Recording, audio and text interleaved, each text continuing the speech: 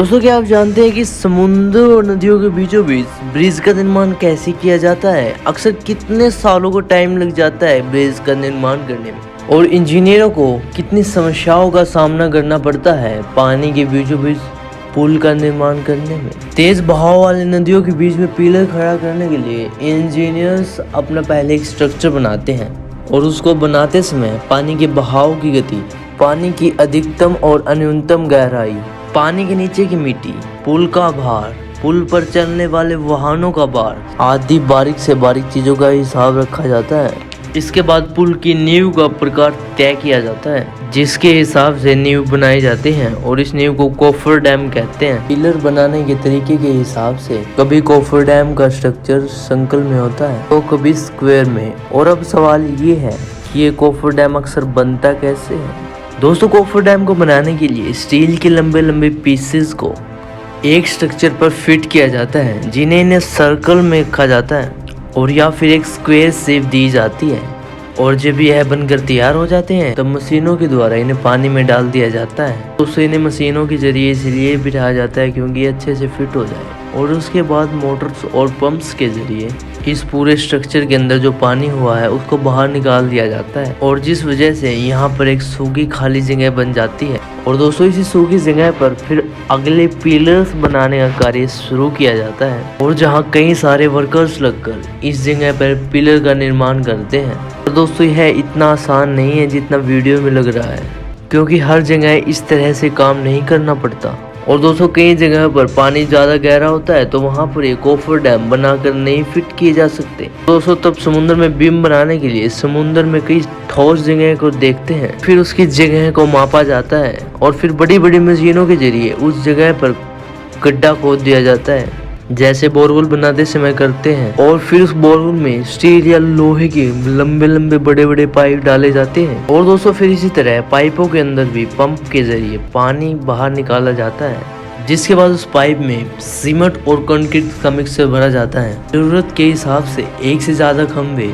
जोड़कर आपस में तैयार किए जाते हैं, और जिससे एक मजबूत खंभा बनकर तैयार हो जाता है। और दोस्तों, जैसे जैसे खंभे तैयार हो जाते हैं तो वैसे वैसे उनके ऊपर रोड भी तैयार की जाती है। जब दो खंभे आमने सामने तैयार हो जाते हैं तो बड़ी बड़ी मशीनों के जरिए उन दोनों खंभों को जोड़कर उसके ऊपर रोड का निर्माण कार्य शुरू किया जाता है, और ये सीमेंट और कंक्रीट की दूसरी जगह पर तैयार किए जाते हैं। दोस्तों, ब्रिज का आधा काम तो बाहर कारखानों में तैयार किया जाता है, और आधा काम समुद्र या नदी जहाँ पर पुल बना जा रहा हो वहाँ पर किया जाता है।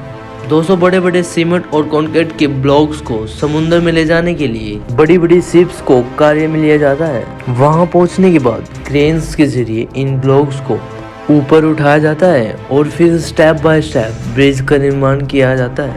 दोस्तों, दूसरी तरफ फ्लोट्स एंड कोपर डैम्स का भी यूज किया जाता है, और दोस्तों फिर उसे पानी में ले जाने के लिए कुछ ऐसी मशीन नीचे फिट की जाती हैं जो पानी के ऊपर तैरती हैं, और या फिर जहाजों के जरिए इन फ्लोट्स इन कोपर डैम्स को पानी के अंदर फिट किया जाता है। तो दोस्तों, इस पूरी प्रक्रिया में काफ़ी समय लगता है, और दोस्तों यह काम काफ़ी खतरनाक होता है। पर दोस्तों, जितने भी लोग इस कार्य को करते हैं, इंजीनियर्स या फिर वर्कर्स ही क्यों ना हो, इस कार्य को करने के लिए उन्हें काफ़ी अनुभव होता है, और दोस्तों पूरा अनुभव होते हुए ही उन्हें ऐसे जटिल प्रोजेक्ट्स को बनाने के लिए भेजा जाता है, क्योंकि अगर ये ब्रिज किसी लोग के द्वारा बनाए जाए उसका खमियाजा कई सारे लोगों की मौत से भुगतना पड़ सकता है। और अब हमारे अपने ही देश के मुंबई शहर के स्थित बांद्रा वर्ली ब्रिज को ही देख लीजिए। इस 5.6 किलोमीटर के स्टील स्ट्रक्चर को इंजीनियरिंग का अद्भुत नमूना कहा जाता है, लेकिन पानी के ऊपर इसे बनाना काफी आसान नहीं था। ये एक बहुत ही बड़ा और चुनौती भरा सफर था।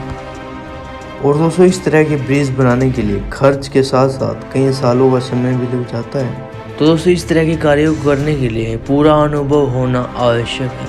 तो दोस्तों, उम्मीद करते हैं आपको इस वीडियो के जरिए समझ आ गया होगा कि समुद्र और नदियों के बीचों बीच पानी के अंदर ब्रिज का निर्माण कैसे होता है। तो दोस्तों, इस वीडियो को आगे से आगे अपने फ्रेंड के साथ भी जरूर शेयर करना, ताकि वो भी जान सके कि समुद्रों में पुल का निर्माण कैसे होता है। तो दोस्तों, जल्दी मिलते हैं आपसे एक नई वीडियो के साथ, धमाकेदार वीडियो के साथ। धन्यवाद दोस्तों।